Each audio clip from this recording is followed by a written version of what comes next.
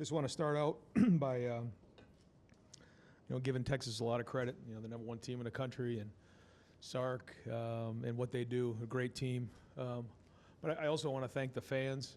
What an unbelievable atmosphere.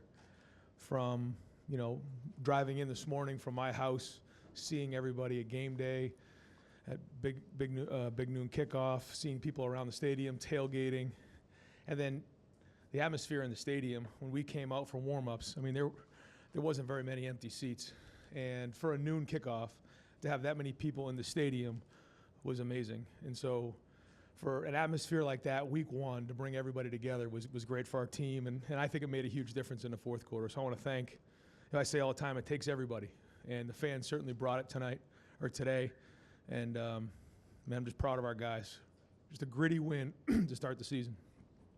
All righty, we'll start here in the front row with Tim May. Tim, go ahead, Ryan, lead you us said off. all week, all that matters is the win, right? And number one, you got that accomplished. Like you said, it was a nitty-gritty game. But number two, how did Julian Sayin handle the pressure? He seemed pretty poised out there. I agree.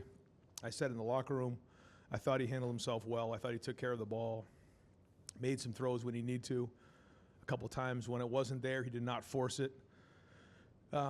Could we have opened it up more in the second half? Yeah, but I thought Brian called an unselfish game. I thought the defense was playing well. When we got the ball back on the 10-yard line there with 8 minutes to go, we ended up running off about 4 minutes off the clock. And we thought that was important. We talked about it this week. In week one, we can't beat ourselves. We wanted to let them beat us. And, for a first-time starter, you just don't want to put them in that situation. So hindsight says we did the right thing, but you're never too sure. But I thought the drive that the offense had there in the first half, I think we ate up over 8 minutes off the clock, which was part of the game plan, because we wanted to keep their offense off the field, and then to finish it with that 4th and 1 was big, and then the play by Carnell. But the story of the game was the defense.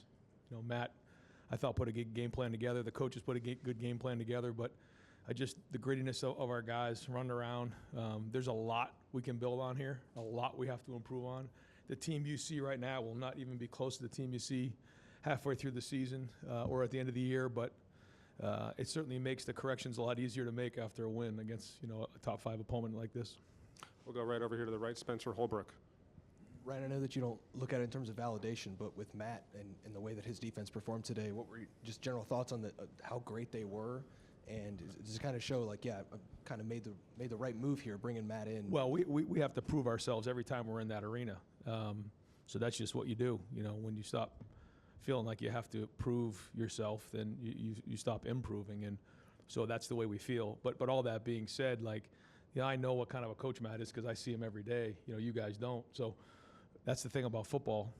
I share that with the guys. All the work that you put in the dark doesn't come to light until his first game, And that's sometimes a sobering thing about football. You put all this work in just to give you a chance, and then you have X number of plays to go make it happen.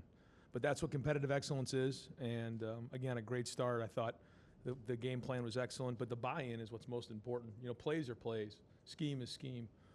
But what matters is the guys and the Warriors on the field, believing in it and the work that's put in. I can't tell you how much time Larry Johnson and James Laurinaitis and Matt and Tim Walton.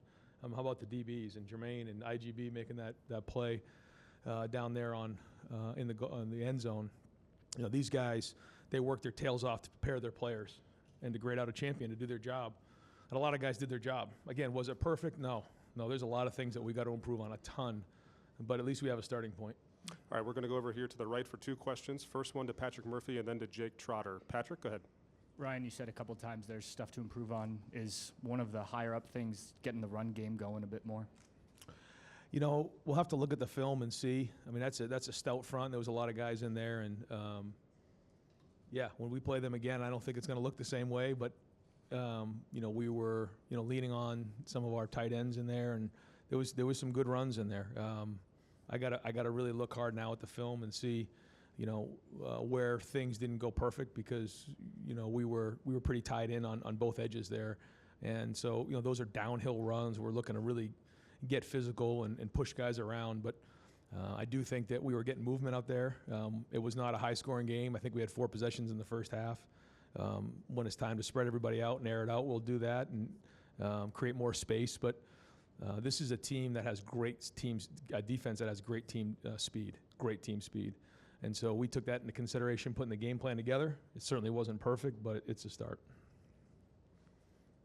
Yeah, Ryan, the fourth down stops were a big difference in this game. What does that say about your defense, especially with so many new starters going forward?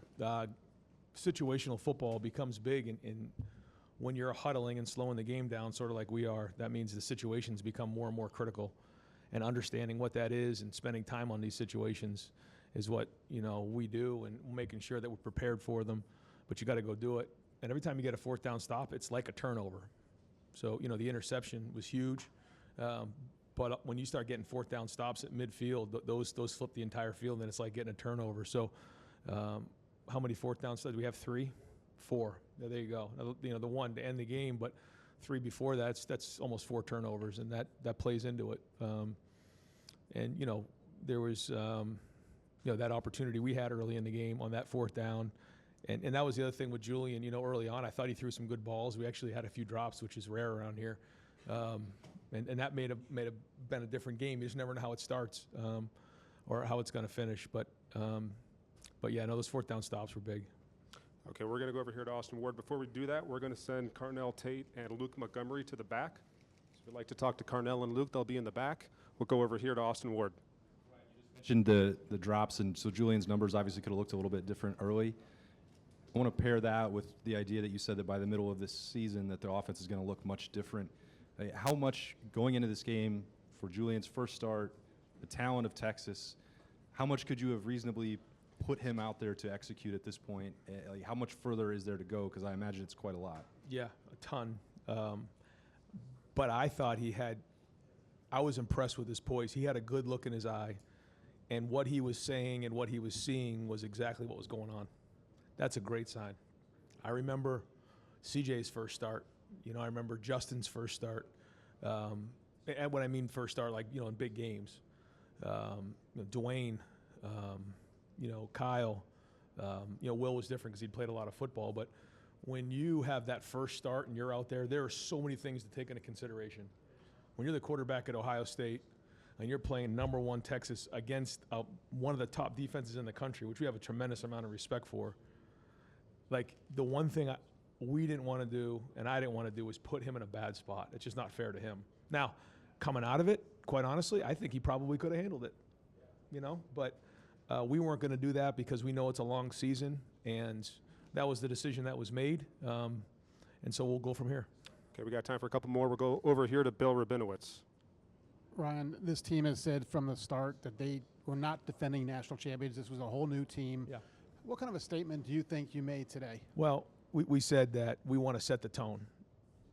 When you start a season, you want to set the tone for the season. And there's a lot of guys who are stepping into roles for the first time ever. And for these guys to step in and really have a great energy about them, I thought they were poised. I thought the moment was not too big for them. And maybe just because of the run that we went on last year and those guys being in those games, or even for the guys who weren't being a part of it, like take a guy like Devin Sanchez who played today. He was with us for those 2 weeks, so he saw what it was like. I don't think those guys batted an eye. Peyton Pierce played well. I got to watch the film and see, but there was good play across the board, and it's a reference point as we move forward for the first game of the year.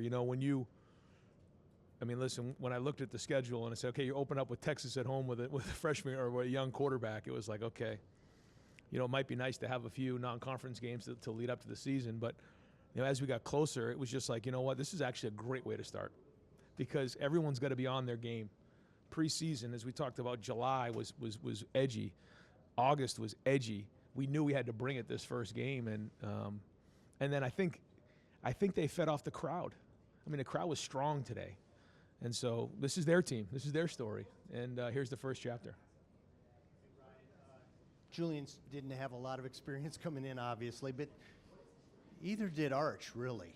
How much he looked confused at times. What was the game plan against him? No, he's going to be a great player and is a great player. We just felt like in week 1 that we didn't want to beat ourselves. So we took that into consideration in everything that we did. And then knowing there's contingency plans in place. I mean, if we were down 2 scores, you know, this call sheet had all kinds of different contingency plans. Well, it's the same thing on defense. And, you know, he is going to be a great quarterback and is a tremendous talent. But, you know, in anybody you play in that first week, you know, you just don't want to beat yourself, and then you go from there. But he made some really good throws there in the fourth quarter, and you can see the talent. But give our defense credit. All right, we got 2 more over here. First, Stefan, and then to Bill Landis. Stefan, go ahead. Ryan, what stood out to you about kind of the different ways that Arvell impacted the game specifically, especially there in the first half? And also, do you have an update on Kenyatta Jackson? Yeah, Kenyatta, yeah, I don't think I can come up and say what exactly it was, but you know, they took his helmet away, and you know, we'll kind of evaluate how that is moving forward, but I don't see it being a long-term injury. For Arvell has a lot of versatility. When you get up on Arvell, you can just see he has all the traits it takes to be a dominant linebacker. And so what I saw out there today was a guy who was running sideline to sideline from the linebacker position at the second level. But then also you saw him at the end when KJ went down, he was playing up front and rushing the passer and putting pressure on the quarterback. So he can do all those things. This is probably the most he's played in a big game like this, and he'll learn a lot from this. We'll see how he grades out. All right, wrap it up with Bill Landis. What you're talking about with the offensive game plan, you know, playing slower, playing a little ball control, it feels like the trade-off there needs to be confidence in your defense to stand up in a game when 2 touchdowns gives you the win. What gave you that confidence that the defense was going to be able to do that today? Yeah, I think it's a great point. I played this game out in my head every day for the last 3 months. And I didn't know how it was going to go, because when you're going against yourself every day and you have inexperienced players that haven't actually done it on the field, you're not sure. I had an idea how it looked, but I wasn't sure. So what I was trying to do early in the game was get a feel for what was going on. You know, how was our defense holding up front? You know, what kind of rhythm were they in? How fast were they playing? What did we look like in terms of the front on offense? Were we moving the line of scrimmage? How were the running backs running? Brand new running backs. Were they taking care of the football? How was Julian handling it? You know, what were they doing on defense? And then as the first quarter kind of went on, I could see us, you know, getting off the field on defense. I felt like we were moving the line of scrimmage. We had that big drive. We did get, you know, kind of, you know, screwed down inside the 10-yard line early on, and you could see we decided at one point to take a play-action shot, which you know, almost turned into a disaster. But other than that, we were fairly conservative because we felt like our defense was playing well, and that was the. I will say this: at halftime, up 7, you know, coming out, I thought we could go and really flip the scoreboard. We didn't do that. And then as that third quarter wore down, it was like, okay, I feel like our defense can hang in there as long as we don't give them anything cheap on offense. So that's how we played this game. We'll see how the next one goes. All right, Coach, thank you very Thanks, much. guys. Yep.